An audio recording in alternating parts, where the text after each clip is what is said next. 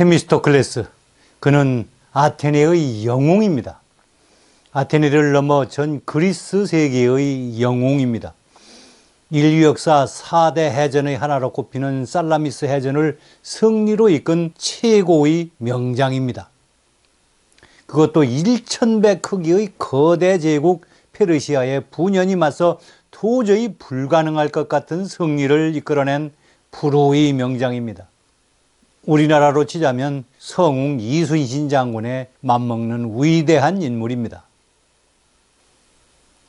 특히 테미스토클레스가 위대한 것은 그가 평범한 서민, 그것도 이민가정 출신으로 아테네 지도자가 되었고 또 아테네와 그리스를 위기에서 구한 영웅의 반열에 올랐기 때문입니다. 클리스테네스의 민주개혁으로 모든 시민에게 동등한 권리가 보장되었다고는 하지만 귀족들의 나라 아테네에서 이방인의 아들인 그가 지도자에 오르는 것은 보통 사람 같으면 감히 꿈도 꾸지 못할 만큼 불가능에 가까운 일이었습니다. 테미스토클레스는 어떻게 이러한 신분상의 불리함을 극복하고 아테네의 지도자가 되었을까요? 그에게 어떠한 지도자의 자질이 있었을까요? 그리고 어떻게 위대한 승리를 거두었을까요? 그의 업적이 어떠하길래, 얼마나 위대하길래 정복군주 알렉산더 대왕을 능가한다는 평가까지 받을 수 있을까요? 그런데 또 그렇게 위대한 영웅인 그가 왜 도편 추방을 당하고 또 그것도 모자라 말년에 이르러서는 살해 위협에 시달리며 도망자 신세가 되었을까요? 앞으로 4번에 걸쳐 그의 전 생애에 대해 알아봅시다. 그간 있어왔던 상투적 영웅담이 아니라 수많은 연구자들이 최근 밝혀낸 사실들을 종합하고 여기에 논리적 추론과 상상력을 가미하여 생생하게 살아있는 한 영웅의 모습을 여러분께 보여드리겠습니다.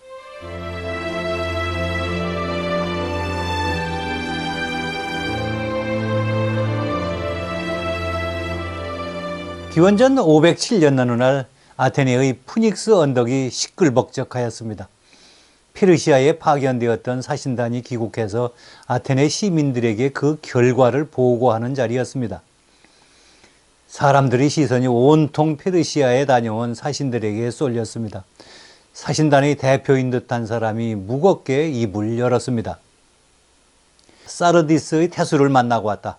그는 우리가 페르시아에 물과 흙을 바치고 페르시아로 망명적인 참조 히피아스를 받아들이면 우리를 도와줄 용의가 있다고 하더라. 말이 채 끝나기도 전부터 웅성거리던 관중들의 고함과 야유가 함께 터져나왔습니다. 분노한 1만여 명이 목청껏 내지르는 함성이 푸닉스 언덕을 가득 메우고 아클로포리스 꼭대기까지 울려 퍼졌습니다. 예상을 뛰어넘는 시민들의 반발에 당황한 것은 사신들만이 아니었습니다. 정작 더 크게 놀란 것은 스파르타의 위협에 맞서기 위해서 페르시아의 도움을 받으려고 어쩔 수 없이 사신을 파견했던 클레이스테네스를 중심으로 한 알크메이온 가문 사람들이었습니다.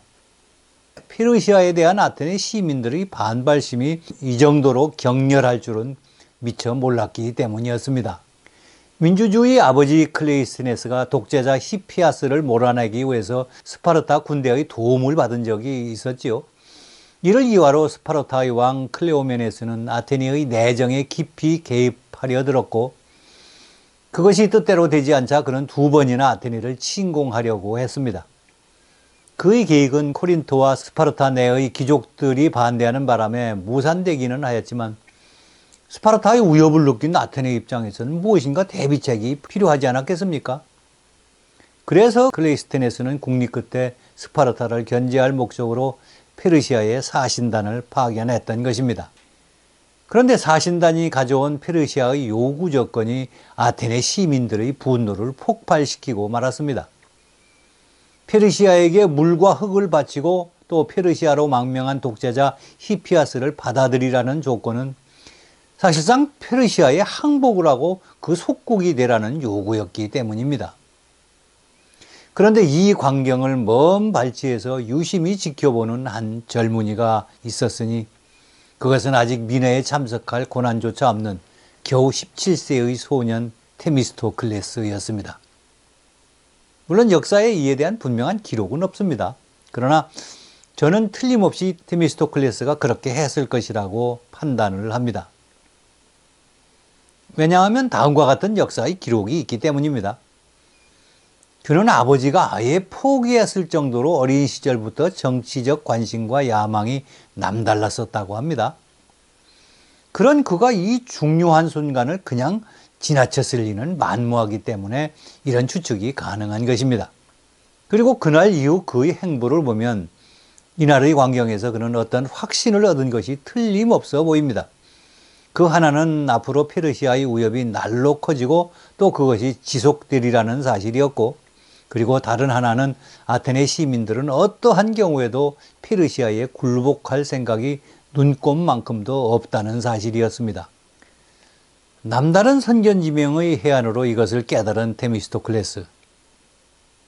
그가 가야 할 길은 그날 확고히 결정되었고 그의 결심 또한 단단히 굳어졌습니다. 그것은 반페르시아의 선봉에 서는 것이었습니다. 당시로서는 무모해 보이는 그의 이 결심은 스스로의 운명은 물론 아테네와 그리스 그리고 인류 역사의 궤적에 심대한 영향을 끼쳤을 만큼 특별한 의미가 있는 것이었습니다. 그때 만약 아테네 그리고 그리스가 페르시아의 서진, 즉 유럽 쪽으로 진격해 오는 것을 막아내지 못했다면 그 이후 로마 문명과 유럽 문명은 지금과는 전혀 다른 방향으로 전개되었을 것이 분명하기 때문입니다.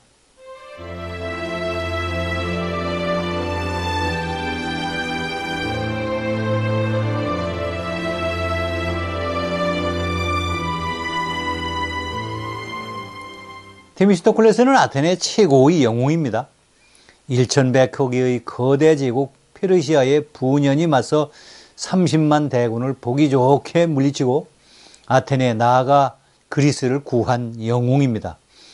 당시 페르시아는 지금의 인도 접경에서 중동 지방을 거쳐 아프리카의 이집트까지 집어삼킨 거대한 공룡 국가였습니다. 이에 맞선다는 것은 누가 보더라도 계란으로 바위치기였습니다.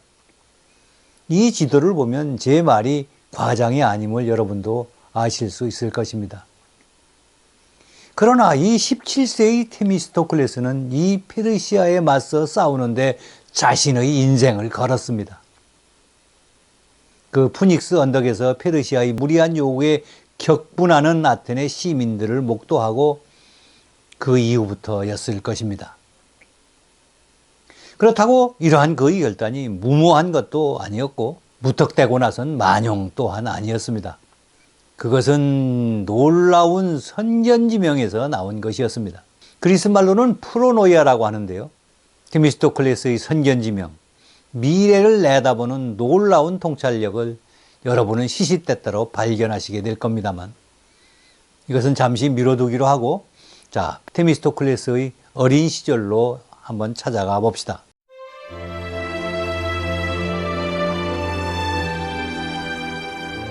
테미스토클레스의 아버지는 장사하는 보통 사람이었고 어머니는 흑해 연안의 트라키아 또는 요즘의 터키에 해당하는 소아시아 지방의 카리아 출신이었다고 합니다. 실제로 테미스토클레스가 살던 곳이 키노사르게스라고 불리는 이민자 거주 구역이었습니다. 그는 이민가정 출신이었던 셈이지요. 당시의 기준으로는 이것은 무시할 수 없는 신분상의 핸디캡이었습니다.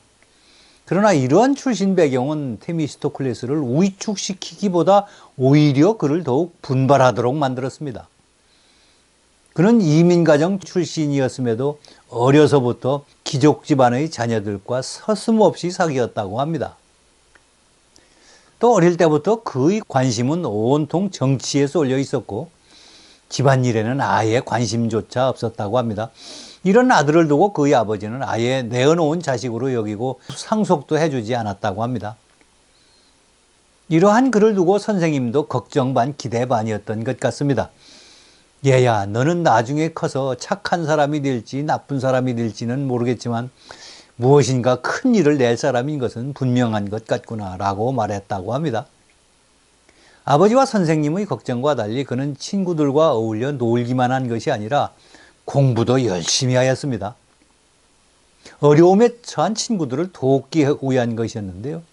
그런데 이것이 나중에는 곤궁에 처한 모든 사람들을 도울 수 있도록 해주었습니다. 특히 그는 재판 절차와 법률은 물론 웅변수를 열심히 공부하였는데 남을 돕기 위해 시작한 이 일이 결과적으로는 본인 스스로의 명성을 높이는 데에도 아주 큰 도움이 되었습니다. 투키디데스의 평가를 들어봅시다. 그는 현재 일어나고 있는 일에 가장 정확한 판단을 내릴 뿐만 아니라 앞으로 일어날 일에 대해서도 가장 빠르게 맥락을 짚어내는 사람이었다. 앞으로 일어날 일에 대해서도 가장 빠르게 맥락을 짚어냈다? 이것은 투키디데스도 테미스토클레스의 선견지명을 높이 평가했다는 말이 아니겠습니까? 그리고 그는 또 이러한 자신의 평판을 바탕으로 남다른 활동을 시작합니다. 때마침 그 도공구, 독일을 만드는 곳이죠. 세라메이코스로 이사를 간 테미스토클레스는 매일 아침 아고라 광장을 출발해서 도공구를 거쳐서 피리우스 항구까지 갔다가 다시 되짚어 돌아왔습니다. 왕복으로 치면 15km가 넘는 거리겠지요. 아고라 광장에 있는 점포, 도공구의 도기공방, 피리우스 항 선창가에 있는 선술집 등 사람들이 있는 곳은 하나도 빼놓지 않고 모두 들렸습니다. 그는 아테네 시민들이 이름을 모두 애우고 있기라도 한 것처럼 만나는 사람들의 이름을 반갑게 부르며 인사를 하고 또 이야기를 나누었습니다. 또 개중에 어려운 일을 상의해 오는 사람들도 있었습니다. 그럴 때면 그는 예의 없이 성의껏 상담을 해주고 또 나중에 송사가 벌어지면 기꺼이 도와주겠노라고 약속까지 했습니다. 그리고 실제로 송사가 벌어지면 그는 그 해박한 지식과 뛰어난 언변으로 소송을 이기도록 해주었고 설사 그것이 또 여의치 않다고 하더라도 모든 수단과 방법을 동원해서 문제를 해결해 주려고 최선의 노력을 기울였습니다. 이러한 그의 노력 덕분에 그는 아테네에서 모르는 사람이 없을 만큼 유명 인사가 되었습니다. 특히 그는 귀족들과 친하게 지냈을 뿐만 아니라 서민들에게도 각별한 관심을 보였습니다. 요즘 흔히 보는 정치인들의 편가르기와는 거리가 먼 사람이었습니다. 자연스럽게 귀족들만이 아니라 일반 서민들 사이에서도 그의 명성은 자자함을 넘어서 한껏 드높아졌습니다. 그리고 그는 이 명성을 기반으로 집정관이나 장군이 되기도 전에 아테네 정치의 마쿠 실세로 역할을 합니다.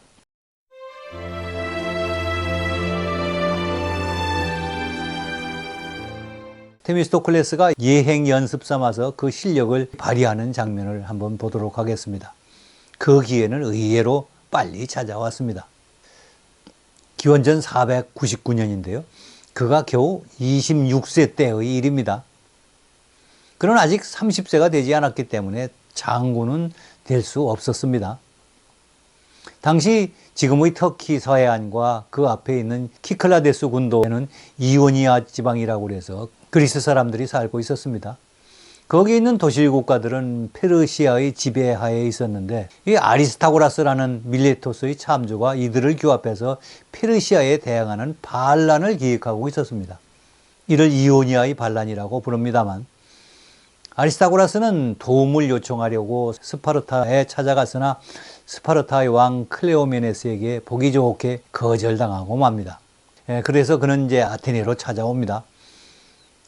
아테네의 반란 참여가 아리스타고라스 입장에서는 매우 절실히 필요한 상황이었습니다. 왜냐하면 아테네가 반란에 참여해주면 자신의 반란 명분에 힘을 실어줄 수 있기 때문이었죠. 그래야만 다른 이오니아 지방에 있는 도시국가들도 참여가 늘어날 것으로 여겨졌을 것입니다. 그런데 아리스타고라스가 도움을 요청하려고 두 번째로 찾아온 아테네는 먼저 찾아갔던 스파르타와는 상황이 전혀 달랐습니다. 아테네는 의사결정 권한이 한 사람의 왕이나 또는 소수의 귀족들에게 있는 것이 아니라 아테네 시민들에게 있었습니다. 따라서 아리스타고라스가 직접 아테네의 민회에 참석해서 도움을 요청해야만 했습니다. 그런데 연고도 없는 그가 어떻게 아테네 민회에 참석할 수 있었을까요? 누구인가 유력 정치인이 나서지 않는다면 이건 불가능한 일이었습니다. 그렇다면 그게 누구일까요? 역사에 기록이 없어서 이 또한 알 수는 없습니다만, 그러나 누구인지 짐작은 충분히 가능합니다. 당시 아테네의 정치 권력을 장악한 것은 알크메이온 가문이었습니다. 바로 그 민주주의 아버지라고 불려지는 클레이스테네스가 속한 그 집안이죠. 그런데 클레이스테네스 때부터 그들은 친페르시아 정책을 표방하고 있었습니다. 그 사신단까지 파견했었지 않습니까?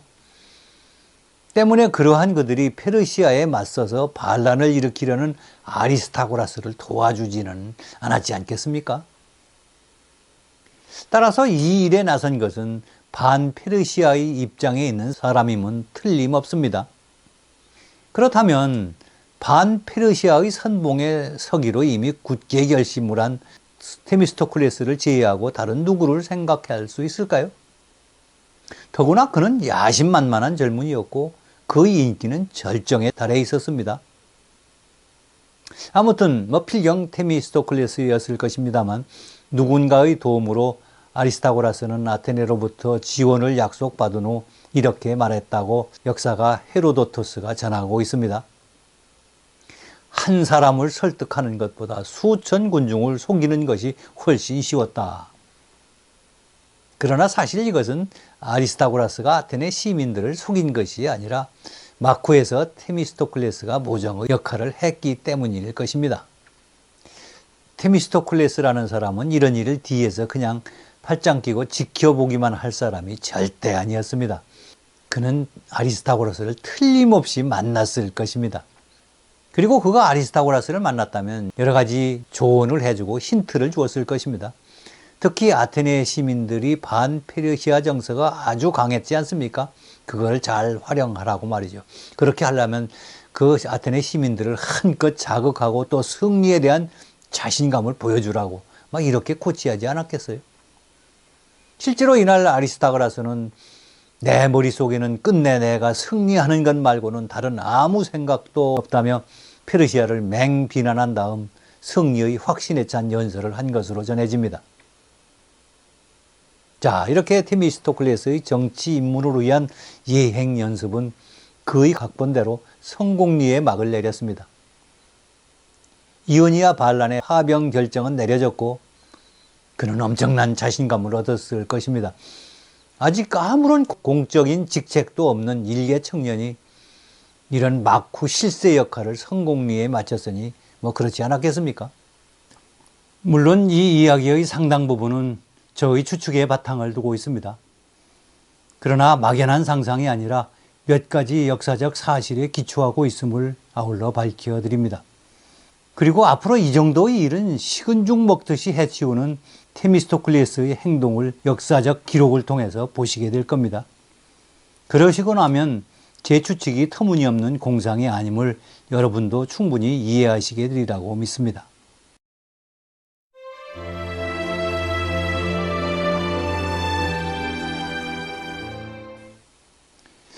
테미스토클레스는 이오니아의 반란에 파병을 하는 것을 꺼려하는 아테네 정치 지도자들의 반대에도 불구하고 시민들의 열화와 같은 지지를 등에 업고 군대를 보내기로 하는 결정을 이끌어냈습니다.